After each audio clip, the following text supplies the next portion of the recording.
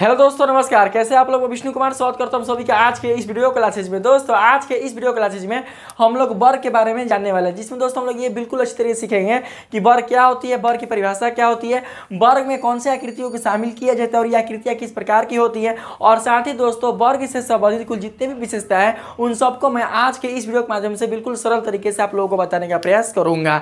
तो आइए बिना देर की स्टार्ट करते हैं अपने आज के इस वीडियो क्लासेज को। ठीक है, तो जो भी बच्चे इस वाले वीडियो पर अगर नए होंगे तो सबसे पहले आप लोग दोस्तों इस वीडियो को थोड़ा देख लीजिएगा। अगर वीडियो आपको खूब अच्छा लगे तो अभी आप इस वीडियो को लाइक और सब्सक्राइब कीजिएगा, नहीं था नहीं कीजिएगा। तो आइए हम लोग क्या करते हैं दोस्तों, इसको समझने का प्रयास करते हैं। दोस्तों यहाँ पर जो आपका शब्द देखने को मिल रहा है वर्ग, तो दोस्तों जो वर्ग है आपका वो भी एक प्रकार का ज्यामितीय आकृति है। कुछ दोस्तों इसमें विशेष गुण के कारण इस ज्यामितीय आकृति का जो नाम है वो वर्ग से संबोधित किया गया है। तो सबसे पहले दोस्तों हम लोग क्या समझेंगे कि वर्ग की जो परिभाषा है वो क्या होती है, और इस परिभाषा के माध्यम से हम लोग ये जानेंगे कि आखिर जो वर्ग है वो होता क्या है। ठीक है दोस्तों, तो आप लोग समझने का प्रयास कीजिएगा। दोस्तों इसमें परिभाषा के माध्यम से आप लोग के लिए बताया गया है कि वह चतुर्भुज, यानी आपको समझ में आ रहा है कि जो वर्ग है वो एक प्रकार का चतुर्भुज वाली ज्यामितीय आकृति है, यानी ये एक ऐसा मतलब की आकृति है जो कि चार भुजा वाला बहुभुज को व्यक्त करती है, यानी कि एक चतुर्भुज को व्यक्त करती है। तो जो दोस्तों चतुर्भुज होते हैं वो तो विभिन्न प्रकार के होते हैं, अलग अलग स्वरूप को प्रकट करते हैं। ठीक है, अर्थात इनके कोण और भुजा के आधार पर चतुर्भुजों को मुख्यतः विभिन्न वर्गों में बांटा गया है। लेकिन दोस्तों जो वर्ग है वो किस प्रकार का चतुर्भुज है और कैसा चतुर्भुज है, इसको दोस्तों हम लोग परिभाषा के माध्यम से क्या करेंगे, परिभाषित करेंगे। इसमें कहा जा रहा है वह चतुर्भुज जिनकी चारों भुजाओं की माप एक समान। ठीक है, ध्यान दीजिए मेरी बातों को, यानी इस चतुर्भुज में आने वाली समस्त कुल जितने भी भुजाएं होंगे इनके, वो सब के सब दोस्तों एक बराबर होंगे एक दूसरे के, यानी इनके भुजाओं की जो माप होगी वो हमेशा एक दूसरे क्या होंगे, आपस में बराबर होंगे, यानी चारों के चारों। ठीक है, और साथ ही साथ इसमें बोला जा रहा है एवं उनके प्रत्येक अंतःकोण की माप एक समकोण होती है, उसे वर्ग कहते हैं। यानी इस परिभाषा में दोस्तों आपसे कहा जा रहा है कि अगर किसी चतुर्भुज के प्रत्येक भुजा यानी उसके चारों भुजाओं की माप एक समान होती है, और साथ ही साथ इसके अंतःकोण में बनने वाले प्रत्येक अंतःकोण का जो माप होता है वो एक समकोण होती है, उसी को हम लोग वर्ग के नाम से जानते हैं। तो दोस्तों अगर आपको चतुर्भुज के परिवार में ऐसा कोई अगर चतुर्भुज से संबंधित आकृति दिखाई दे जिनके चारों भुजाओं की माप आपस में बराबर होती है, और साथ ही इनके अंतःभाग में बनने वाले प्रत्येक अंतःकोणों की माप एक समकोण अर्थात 90 डिग्री होती है, उसी को दोस्तों हम लोग वर्ग के नाम से जानते हैं। तो दोस्तों यहाँ पर जो आप ये आकृति देख रहे हैं वो एक प्रकार का वर्ग है। क्यों है दोस्तों? क्योंकि इस आकृति में आप देख सकते हैं कि इनकी चारों भुजाएं आपस में बराबर है, क्योंकि दोस्तों जो वर्ग है वो एक प्रकार का चतुर्भुज वाली ज्यामितीय आकृति है, और इस ज्यामितीय आकृति में इनके चार भुजाएं आएंगे। क्यों? क्योंकि दोस्तों वह एक प्रकार का चतुर्भुज है। और वर्ग की परिभाषा से हम लोगों ने अभी ये सीखा था कि वर्ग की चारों भुजाएं आपस में बराबर होती है। तो दोस्तों यहाँ पर जो आप देख रहे हैं ब्लैक कलर के निशान, जो मैंने यहाँ पर एक सिंगल करके आप लोगों को समझाने का प्रयास किया है, तो यहाँ पर दोस्तों इनकी जो चारों भुजाएं हैं A B, B C, C D और डी ए, ये चारों भुजाएं एक दूसरे से यही कह रहे हैं कि हम लोग क्या है, एक दूसरे के बराबर हैं। और साथ ही आप इसके अंतःभाग में देखते हैं तो इनके अंतःभाग में जो कोण बन रहे हैं चार, आपको पता है कि कोण कहाँ बनेंगे, तो शीर्ष के पास। तो जो दोस्तों ये कोण बन रहे हैं ये संकेतन किसका प्रतीत कर रहे हैं आप लोग को, ये दोस्तों जो संकेतन है वो समकोण का प्रतीत कर रहे हैं, यानी कि 90 डिग्री का प्रतीत कर रहे हैं।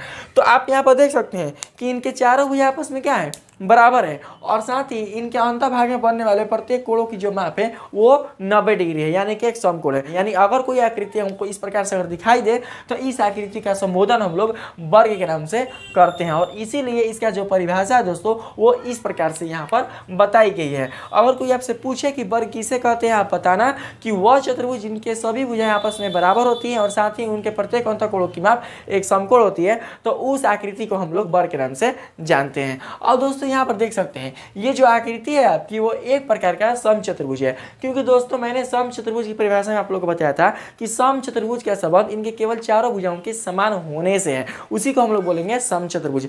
जबकि दोस्तों वर्ग का संबंध ऐसा नहीं है। वर्ग का जो संबंध है दोस्तों वो चारों भुजाओं के एक समान होने के साथ साथ उनके प्रत्येक अंतःकोणों की माप एक समकोण होने से भी है। इसीलिए दोस्तों हम लोग इसे वर्ग के नाम से क्या करते हैं, संबोधित करते हैं। कब? जब इनके चारों भुजाएं एक समान होने के साथ साथ साथ इनके प्रत्येक अंतःकोणों की माप एक समकोण रहेगी तब। लेकिन ऐसा कंडीशन दोस्तों समचतुर्भुज में बिल्कुल भी देखा नहीं जाता। यानी समचतुर्भुज में क्या होता है कि इनके चारों भुजाएं आपस में बराबर होती है, लेकिन इनके जो अंतःकोणों की जो माप ये कोई जरूरी नहीं है कि वो समकोणीय होगा। दोस्तों इनके जो अंतःकोणों की माप होगी वो क्या होगी, वो समकोण के अलावा कुछ और भी हो सकती है, लेकिन इतना जरूरी है कि इनके जो अंतःकोण में जो सम्मुख वाले जो कोण होंगे वो आपस में बराबर होंगे। तो इसलिए जो दोस्तों समचतुर्भुज है वो एक प्रकार का वर्ग नहीं हो सकता है, जबकि जो दोस्तों जो वर्ग है वो एक प्रकार का समचतुर्भुज हो सकता है। क्यों? क्योंकि दोस्तों समचतुर्भुज के संबंध है चारों भुजाओं के एक समान होने से, और जबकि वर्ग में चारों भुजाएं क्या होती हैं, एक समान होती है। इसीलिए हम लोग क्या बोल सकते हैं, वर्ग को समचतुर्भुज बोल सकते हैं, जबकि दोस्तों समचतुर्भुज को हम लोग वर्ग नहीं बोल सकते हैं। क्यों? क्योंकि दोस्तों इसके चारों भुजाएं आपस में बराबर है, लेकिन ये कोई जरूरी नहीं है कि इनके प्रत्येक अंतःकोणों की माप क्या होगी, एक समकोण ही होगी। इसीलिए इसका संबोधन हम लोग समचतुर्भुज को बिल्कुल भी वर्ग के रूप में नहीं करेंगे। अगर दोस्तों इसके विशेषताओं में देखें तो विशेषता में मैंने आप लोगों को बताया होगा। देखिए यहाँ पर दोस्तों मैंने आप लोगों को बताया है कि एक आयत एवं एक समचतुर्भुज कभी एक वर्ग नहीं हो सकते हैं। दोस्तों समचतुर्भुज के साथ कौन है, आयत भी है, क्योंकि दोस्तों आप जानते हैं कि आयत किसको बोलते हैं, तो आयत दोस्तों आमने सामने यानी सम्मुख भुजाएं आपस में क्या होती है, बराबर होती है, और साथ ही उनके प्रत्येक अंतःकोणों की माप एक समकोण होती है।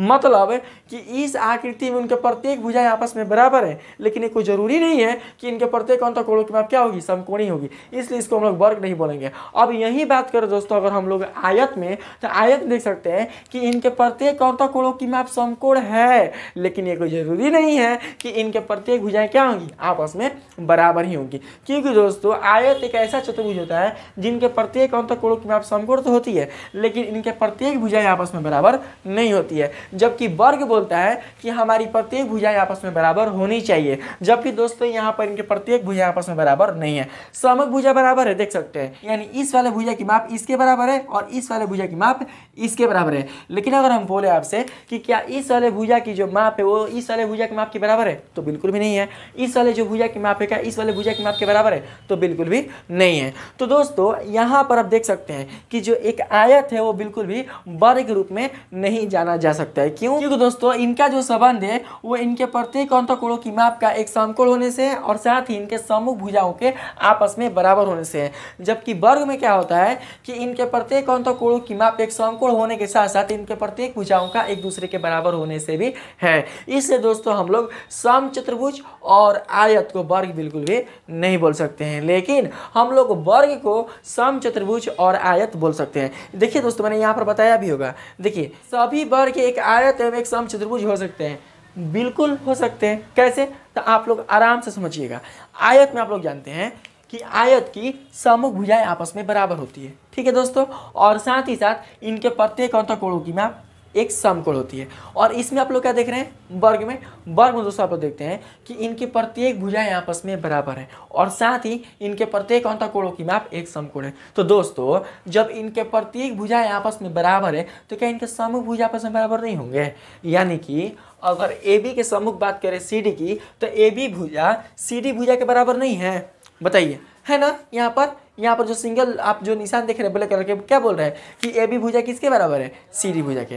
तो यहाँ पर एक युग्म की जो भुजा है आपस में क्या है? सम्मुख वाली बराबर है। और यहाँ पर जो देख रहे हैं AD भुजा और BC भुजा, ये भी दोनों क्या है? आपस में बराबर है। यानी कि आयत यही बोलता है कि सम्मुख भुजाएं आपस में बराबर होनी चाहिए और साथ ही उनके प्रत्येक अंतःकोणों में आप एक समकोण होनी चाहिए। तो दोस्तों यहाँ पर देख सकते हैं कि इनकी सम्मुख भुजाएं आपस में बराबर है और साथ ही इनके प्रत्येक अंतःकोणों की आप एक समकोण है। तो ये जो वर्ग है वो आपका आयत कहला सकता है, लेकिन जो एक आयत है वो आपका वर्ग नहीं कहला सकता है, ठीक है। अब देखिए दोस्तों यहाँ पर फिर क्या बोला कि एक समचतुर्भुज भी हो सकता है। तो समचतुर्भुज क्यों होगा? क्योंकि समचतुर्भुज बोलता है कि इनकी चारों भुजाएं क्या होनी चाहिए? एक समान होनी चाहिए, मतलब एक ही माप की होनी चाहिए। दोस्तों वर्ग में देख सकते हैं कि वर्ग की जो चारों भुजाएं होती हैं वो एक ही माप की होती है, अर्थात एक समान होती है। परिभाषा में भी आप लोगों ने जाना कि जिनकी चारों भुजाओं की माप क्या होती है? एक समान। तो जब दोस्तों समचतुर्भुज के संबंध है चारों भुजाओं की माप एक समान होने से, और यही दोस्तों गुण आपके आपके वर्ग में भी देखने को मिलती है, यानी इनके भी चारों भुजाएं क्या होती है, एक दूसरे के आपस में बराबर होती हैं। तो इसलिए एक वर्ग में दोस्तों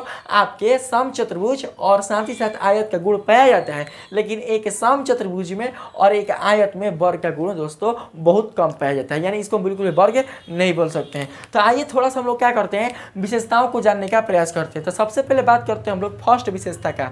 तो फर्स्ट विशेषता दोस्तों आप लोग देख सकते हैं कि प्रत्येक वर्ग की चारों भुजाएं एक समान एवं उनके सभी अंतकोणों की माप एक समकोण होती है। तो दोस्तों इस विषय पर हम लोगों ने चर्चा कर चुका है कि कोई भी अगर दोस्तों आप लोग वर्ग देखें तो उस वर्ग की सभी भुजाएं आपस में बराबर होंगी और साथ ही उनके प्रत्येक अंतकोणों की माप एक समकोण होगी। तो इस विशेषता को दोस्तों हम लोग क्या करेंगे, हमेशा रिमेंबर करेंगे। ठीक है, अब देखिए बी नंबर विशेषता आपसे कहा जा रहा है वर्ग के विकर्ण समान लंबाई के होते हैं। देखिए दोस्तों अगर हम लोग वर्ग में इनके विकर्णों की बात करेंगे तो दोस्तों आपको पता होगा कि किसी भी चतुर्भुज में केवल दो ही विकर्ण निर्मित हो सकते हैं, जबकि दोस्तों जो वर्ग है आपका वो भी एक प्रकार का चतुर्भुज ही है। तो इसमें भी निर्मित होने वाले जो विकर्णों की संख्या होगी वो भी दो ही होगी, दोनों विकर्णों की जो माप होगी एक दूसरे के बराबर ही होगी। और इस चीज़ को दोस्तों मैंने आप लोग को पिछले वीडियो के माध्यम से समझाया था। अगर आपको अभी भी समझ में नहीं आ रहा है तो आप लोग इस माध्यम से क्या कर सकते हैं, समझ सकते हैं। देखिए दोस्तों यहाँ पर दोस्तों मैंने दो ठो विकर्ण लिया, ये भी क्या है, एक प्रकार का वर्ग ही है। क्यों? क्योंकि इनकी चारों भुजाएं आपस में बराबर है और प्रत्येक अंतकोणों की माप क्या है, एक समकोण है। तो दोस्तों हम यहाँ पर दो ठो विकर्ण लिए हैं, एक WY और एक दोस्तों XZ। ठीक है, जो एक दूसरे को मान के चलते हैं वो किस बिंदु पर प्रतिच्छेद कर रहे हैं, तो मान के चलते हैं दोस्तों वो एक दूसरे को O बिंदु पर प्रतिच्छेद करते हैं। ठीक है, वो बिंदु क्या करते हैं, प्रतिच्छेद करते हैं। तो हमको यहाँ पर ये चेक करना है कि जो WY की जो माप होगी, WY की वो किसके बराबर होगी, XZ के। ठीक है दोस्तों, तो सबसे पहले आप लोग समझने का प्रयास कीजिएगा। सबसे पहले हम लोग एक ठो त्रिभुज उठा लेते हैं। तो दोस्तों आप एक त्रिभुज उठाइएगा तो कैसा निकलेगा बताइए, ऐसा निकलेगा ना। ध्यान दीजिएगा, यहाँ पर आप लोग ध्यान समझने का प्रयास कीजिएगा। देखिए थोड़ा सा टेढ़ हो गया है, आप लोग ध्यान दीजिएगा।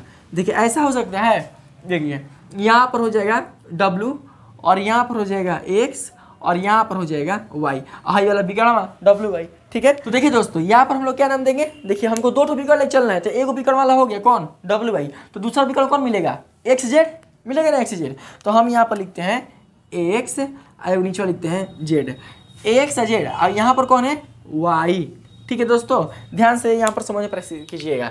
देखिए दोनों भुजाएं आपस में क्या है, बराबर है। तो यहाँ पर दोस्तों हम लोग क्या करते हैं, ये दोनों भुजाएं आपस में बराबर कर देते हैं। ठीक है, तो उसी प्रकार से यहाँ पर देख सकते हैं XY भुजा और ZY भुजा भी क्या है, दोनों आपस में बराबर है। तो यहाँ पर हम लोग क्या कर सकते हैं, इस प्रकार से हम लोग मतलब इंगित कर सकते हैं कि दोनों भुजाएं क्या है, आपस में बराबर है। और साथ ही यहाँ पर दोस्तों देख सकते हैं जो हमने कोण कौन सा लेकर चला है, यहाँ पर WXY, यही ना WXY। तो WXY में जो ये X है आपका, जो X वो कितना डिग्री कोण को संबोधित कर रहा है, वो दोस्तों 90 डिग्री कोण को संबोधित कर रहा है। ठीक है, यहाँ पर देख सकते हैं XYZ, तो XYZ में जो Y है वो कितना डिग्री कोण को संबोधित कर रहा है, तो यहाँ पर दोस्तों वो 90 डिग्री कोण को संबोधित कर रहा है। तो आप देख सकते हैं, ठीक है, हमको ज़्यादा समझाने की जरूरत नहीं है। आप देख सकते हैं दोस्तों कि यहाँ पर जो WX भुजा है वो आपके XY भुजा के बराबर है। देख सकते हैं जो WX भुजा है वो क्या है, XY भुजा के बराबर है। और जो दोस्तों XY भुजा है वो YZ भुजा के बराबर है। यानी इसको दोस्तों हम लोग इस प्रकार से क्या कर सकते हैं, लिख सकते हैं, यानी कि WX भुजा बराबर है XY के। ठीक है, और उसके बाद दोस्तों आप देख सकते हैं कि कितना है, WXY और XYZ 90 डिग्री। तो इसको लिख सकते हैं कोण WXY बराबर कोण XYZ बराबर 90 डिग्री। तथा देख सकते हैं कि जो XY भुजा की माप है वो किसके बराबर है, YZ के। तो दोस्तों हम लोग लिख सकते हैं यहाँ पर XY बराबर कितना हो जाएगा, YZ, यानी कि दो गो भुजा और एगो अंतर्गत कोण, यानी कि त्रिभुज WXY सर्वांगसम हो जाएगा त्रिभुज किसके, तो XYZ के। किससे, तो SAS से, यानी कि दो गो भुजा और एगो कोण से। तो दोस्तों जब ये दोनों त्रिभुज सर्वांगसम हो चुके हैं तो इनकी जो तीसरी भुजा है WY और इसकी जो तीसरी भुजा है XZ, ये भी दोनों क्या हो जाएंगे, आपस में बराबर।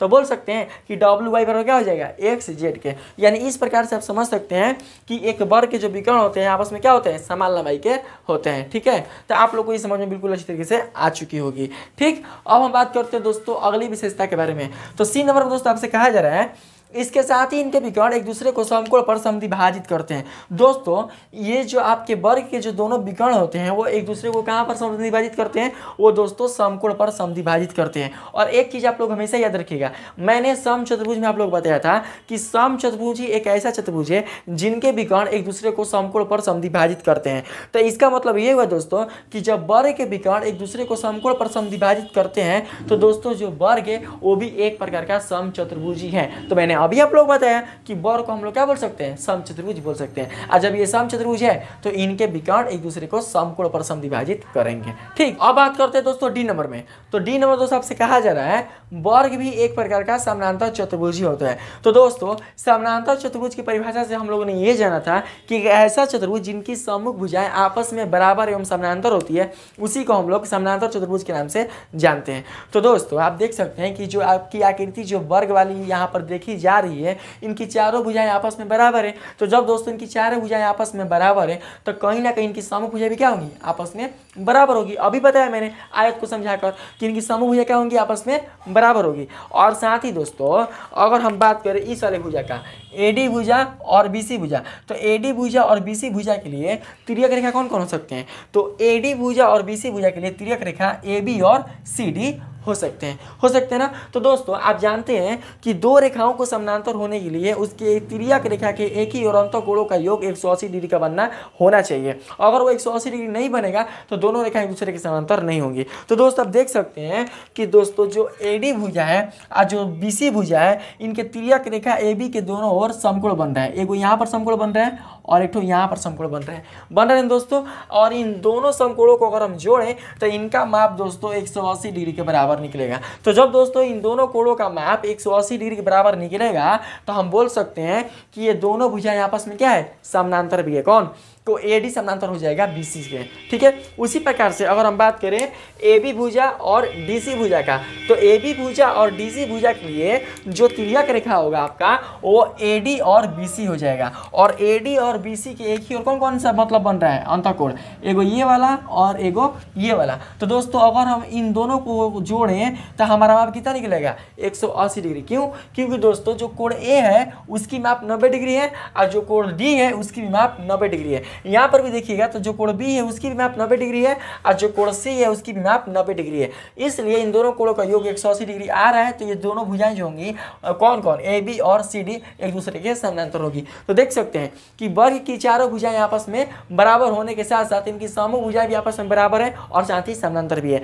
इसीलिए वर्ग एक समानांतर चतुर्भुज है। ठीक है, और बाकी का जो ई नंबर जो एफ नंबर है मैंने आप लोगों को बिल्कुल अच्छी तरीके से समझा दिया है। अब हम बात करते हैं दोस्तों जी नंबर विशेषता में। जी नंबर विशेषता आपसे कहा जा रहा है किसी वर्ग का कोई एक विकर्ण उसे दो सर्वांगसम त्रिभुजों में विभाजित करता है। तो दोस्तों यहाँ पर जो हमने सर्वांगसम नाम लिया है, यहाँ पर हम लोग समद्विबाहु भी क्या कर सकते हैं, लिख सकते हैं। आप सर्वांगसम की जगह दोस्तों समद्विबाहु कर दीजिए, क्योंकि समद्विबाहु को मैं आप लोग को बिल्कुल अच्छी तरीके से बताकर आपको बिल्कुल समझाता हूँ। ठीक है, तो दोस्तों आप जानते होंगे कि समद्विबाहु त्रिभुज हम उसे बोलते हैं जिनकी तीनों भुजाओं में से कोई दो भुजाएं क्या होती हैं, आपस में बराबर होती है, सम्मुख वाली। ठीक है, अगर दो भुजा आपस बराबर होगा तो सम्मुख हो ही जाएगा। ठीक है, इसमें कोई चिंता करने की आवश्यकता नहीं है। तो क्या बोला कि कोई एक विकर्ण उसे दो समद्विबाहु त्रिभुजों में विभाजित करता है। तो क्या करते हैं दोस्तों कि सबसे पहले हम लोग एक विकर्ण लेते हैं। तो देखिए हम एक विकर्ण लेते हैं दोस्तों यहाँ पर BD। ठीक है, एक विकर्ण यहाँ पर ले लेते हैं। तो जब दोस्तों हमने यहाँ पर एक विकर्ण ले लिया तो एक विकर्ण BD लेने से आपके इस आकृति में दो ठो त्रिभुज बनते हैं। कौन कौन, एक बनता है आपका BAD और एक बनता है त्रिभुज आपका BCD। तो दोस्तों इस दोनों त्रिभुजों में आप लोग क्या देखते हैं, इन दोनों त्रिभुजों आप लोग ये देखते हैं कि जो त्रिभुज ABD की जो AB भुजा है वो BCD की CD भुजा के बराबर है। यानी हाई वाला भुजवा इस वाले भुजवा क्या है, आपस में बराबर है। समझिएगा यहाँ पर ध्यान से, यानी कि जो AB भुजा की माप है वो किस भुजा के बराबर है, तो DC भुजा के बराबर है। और साथ ही साथ देख सकते हैं हाई वाला जो AD भुजा की माप है ना, AD भुजा की माप, तो त्रिभुज ABD की जो AD भुजा है वो किसके बराबर हो जाएगी, त्रिभुज BCD के किसके बराबर हो जाएगी, BC की। देख सकते हैं BC की। क्यों बराबर है भाई, क्यों बराबर है? क्योंकि दोस्तों आपकी जो आकृति वो वर्ग है और ये सब भुजा आपस में बराबर है। उस प्रकार से ये जो AD भुजा होगा BC के क्या हो जाएगा, आपस में बराबर हो जाएगा। ठीक, और साथ ही साथ देख सकते हैं कि जो BAD है उसमें जो कोण A है वो समकोण है और यहाँ पर त्रिभुज BCD में जो कोण C है वो भी समकोण है। तो यानी लिख सकते हैं कोण A बराबर कोण C बराबर 90 डिग्री, यानी कि दो भुजा और इनके बीच एक अंतर्गत कोण से ये दोनों त्रिभुज क्या हो गए, आपस में सर्वांगसम हो गए। तो ये दोनों त्रिभुज क्या हो रहे हैं, एक दूसरे से विभाजित हो जा रहे हैं। किस रूप में, तो सर्वांगसम रूप में। मतलब इनका जो एक विकर्ण है वर्ग का वो दो त्रिभुजों को क्या करता है, विभाजित करता है। लेकिन किस रूप में, तो समद्विबाहु त्रिभुजों में। तो दोस्तों समद्विबाहु हम क्यों बोलेंगे, क्योंकि इस त्रिभुज में अगर आप देखें ABD में तो इनके दो भुजाएं आपस में बराबर है, यानी AB भुजा किसके बराबर है, AD भुजा के। तो बोल सकते हैं कि जो त्रिभुज है आपकी वो समद्विबाहु है।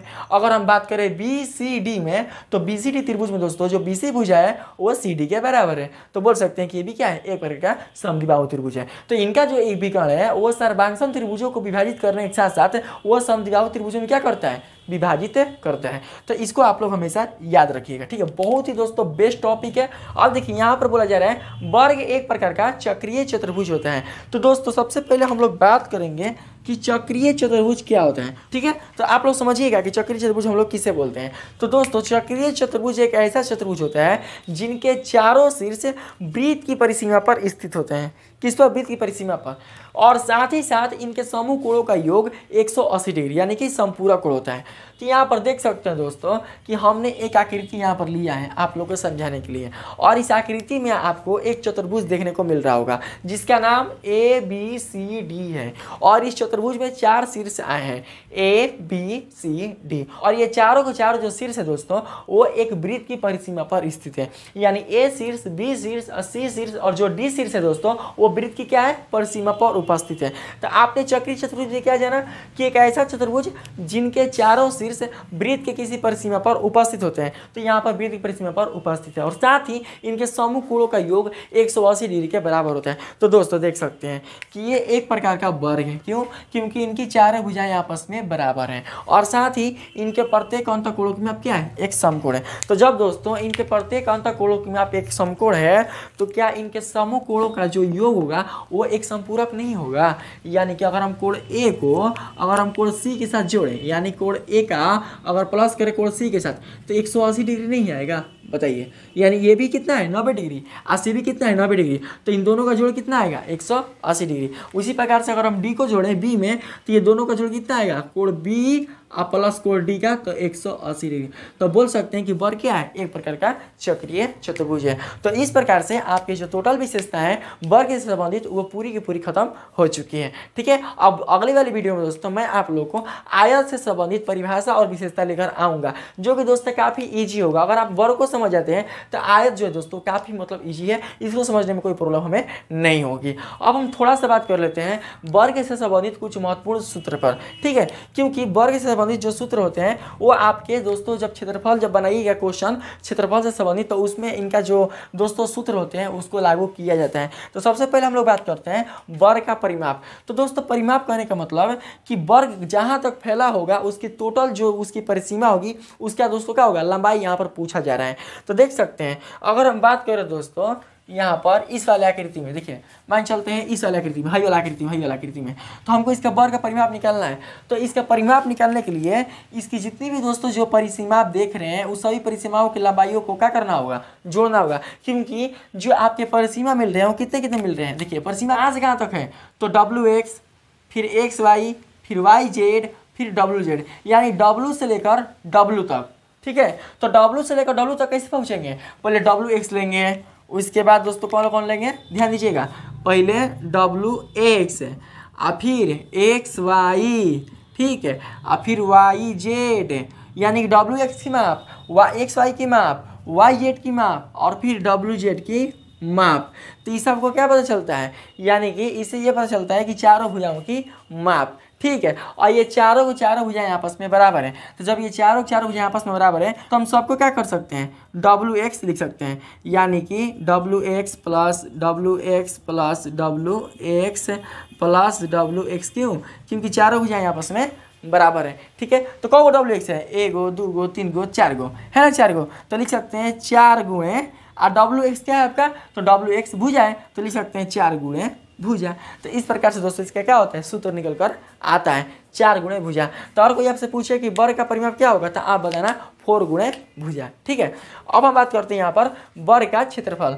तो दोस्तों जो वर्ग का क्षेत्रफल होता है वो होता है भुजा गुणे भुजा, यानी भुजा स्क्वायर। तो आप सभी को पता है कि जो वर्ग का क्षेत्रफल या किसी भी मतलब की आकृति का जो क्षेत्रफल है वो उसके लंबाई और चौड़ाई से निकाला जाता है। और साथ ही बात करें कि जो वर्ग है आपका वो एक प्रकार का समानांतर चतुर्भुज है। तो दोस्तों समानांतर चतुर्भुज का क्षेत्रफल आप लोग जानते हैं कि समानांतर चतुर्भुज का जो क्षेत्रफल होता है वो होता है आधार और गुणे शीर्ष लंब।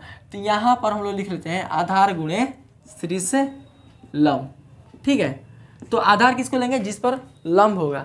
तो दोस्तों आप देख सकते हैं यहाँ पर इस वाले आकृति में आधार कौन हो जाएगा, तो आधार दोस्तों आपका BC हो जाएगा, BC है ना, BC भुजा ले लेते हैं इस वर्ग में, हाई वाला वर्ग में देखिएगा BC को ले लेंगे, BC गुणा शीर्षलंब कौन होगा बताइए। तो शीर्षलंब दोस्तों एक ही लेंगे क्योंकि BC पर 2 शीर्षलंब है, एगो AB है और एगो CD है ना दोस्तों। तो दोनों में से कौन क्या करेंगे, एगो शीर्षलंब लेंगे। तो हम क्या करते हैं कि AB वाला ले लेते हैं, यानी हो जाएगा BC गुणा AB। ठीक है, शीर्षलंब यानी 90 डिग्री है ना, तो ले लेते हैं AB।